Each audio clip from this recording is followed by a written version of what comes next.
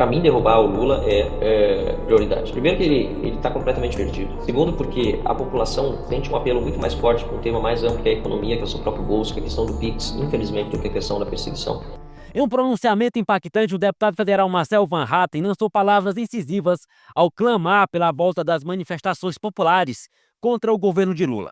Com veemência, Van Hatten enfatizou que a atual administração se sustenta em uma governabilidade frágil e só se mantém pela falta de mobilização nas ruas. Além disso, o deputado ressaltou a apropriação indevida de recursos da União para financiar o programa Pé de Meia, sem respaldo legal, caracterizando, em sua visão, um atentado ao orçamento nacional, algo semelhante feito por Dilma. Em resumo, na ótica de Van Hatten, sobram transgressões por parte do governo.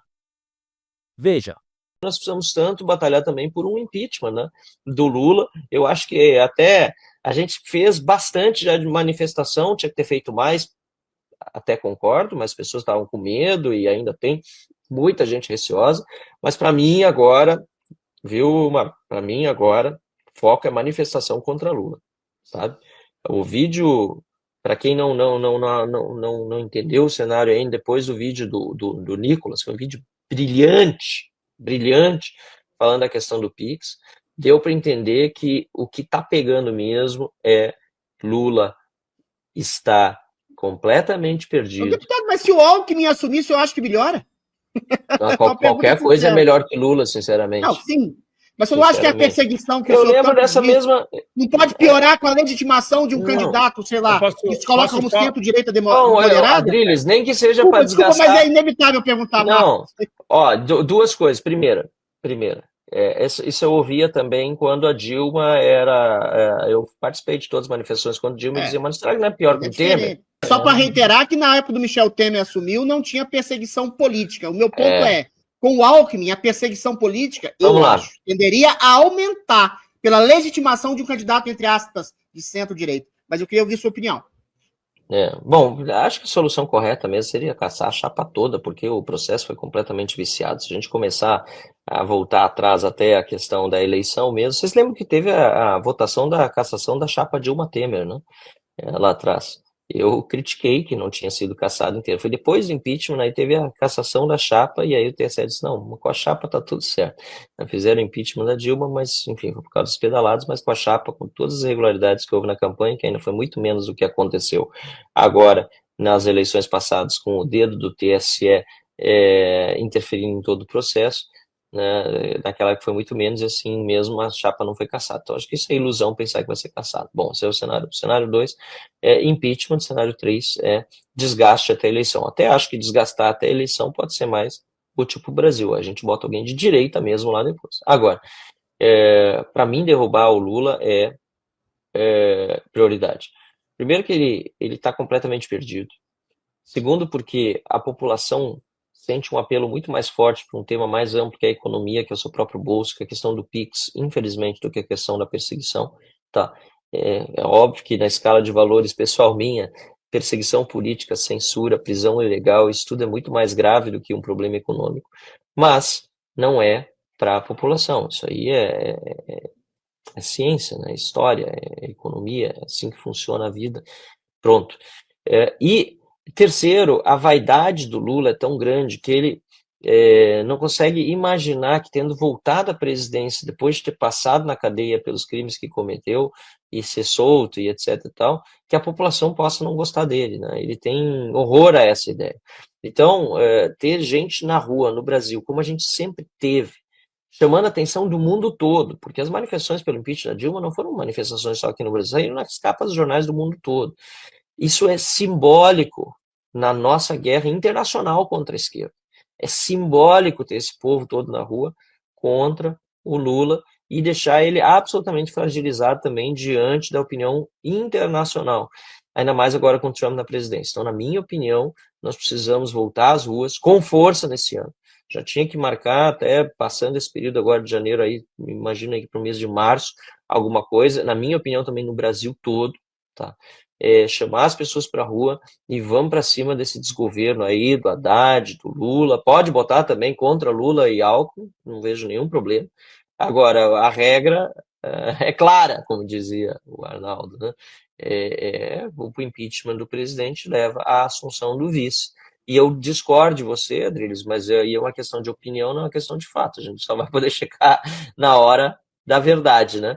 Eu não acho que vai ter essa mesma perseguição com Alckmin. Acho até que haveria uma possibilidade maior de conciliação. E eu digo por quê. É claro que o Moraes ele foi indicado pelo Alckmin, eu não estou ignorando nada, nenhum dos argumentos que poderia ser colocado na mesa em defesa da tua tese. Mas já há um cansaço muito grande do governo com essa situação de segurar as pessoas presas. Com as pessoas indo às ruas manifestar, fica ainda mais claro que quem está preso foi preso por uma questão política. Por quê? Porque o governo Lula, na verdade, só tem governabilidade, não é por causa do Centrão, claro que é por causa do Centrão também, porque eles ajudam a cobertar tudo, lógico, estão lá ganhando dinheiro, né? Mas é principalmente porque as pessoas não estão na rua. Se as pessoas não tivessem ido para frente dos quartéis naquela época, eu tivesse feito lá um pouco de manifestação, mas depois feito manifestações contínuas, como a gente fazia, mas não na frente dos quartéis, não para dar aquela qual o crime de responsabilidade para o impeachment, deputado? Mas tem tantos. Tem vários. Tem tantos. Agora mesmo a gente está fazendo. Bom, agora tem um novo que vai ser fácil de tocar, na minha opinião, bem recente, que é a utilização de recursos do orçamento da União para pagar o programa Pé de Meia sem previsão legal. Tá? Pelo contrário, o governo tinha vetado um dispositivo do Congresso que proibia o governo de usar dinheiro de fundos privados para o programa Pé de Meia. O Congresso derrubou o veto do presidente, ou seja, manteve a proibição e ainda assim o dinheiro está sendo passado. Acabou de sair, essa é uma notícia que não saiu. Aliás, acho que foi por causa após o Trump. Eu ia fazer uma live na sexta, depois fui confirmar bem a informação e eu não tenho agora a última versão porque eu vi que houve uma mudança no relatório. Deixa eu ver certinho o que o ministro Augusto Nardes disse. Mas até sexta-feira, fim do dia, ele tinha feito um relatório, tá, dando uma decisão cautelar do Tribunal de Contas da União, suspendendo todo o pagamento do programa Pé de Meia por meio dos recursos que não fossem os originários do fundo Pé de Meia, porque tem dinheiro ainda do fundo originário, mas eles já transferiram de vários outros fundos, fora do orçamento, dinheiro para o programa Pé de Meia. Isso é um crime contra o orçamento, que é muito claro, que foi que nem as pedaladas. Eu podia dizer muitos outros, inclusive eu assinei o impeachment do Lula por vários temas, aquele deboche que ele fez do povo judeu, né, comparando a atitude de Israel a de Hitler contra o antissemitismo, enfim, crime de responsabilidade não falta. O que hoje falta é povo na rua e a gente precisa trabalhar por isso.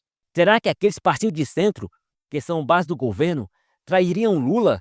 Afinal, Lula molha a mão desses partidos com R$1 bilhão via emendas. Veja isso. 2 de maio de 2024. Planalto libera 4,9 bilhões de reais em emendas em um dia e bate recorde.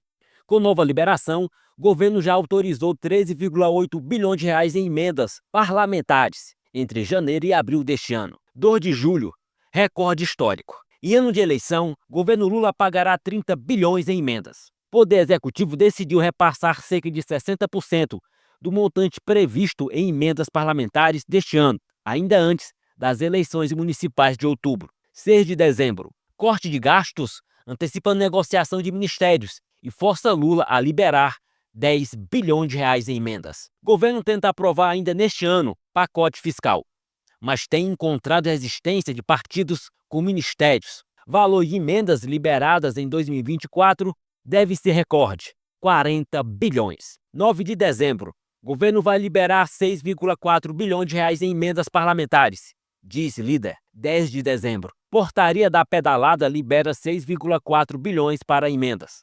Portaria passa por cima de regra estabelecida por ministro do STF, Flávio Dino, que impôs condições não cumpridas em lei aprovada pelo Congresso. Ou seja, Lula está pagando caro para ter apoio dos partidos e congressistas.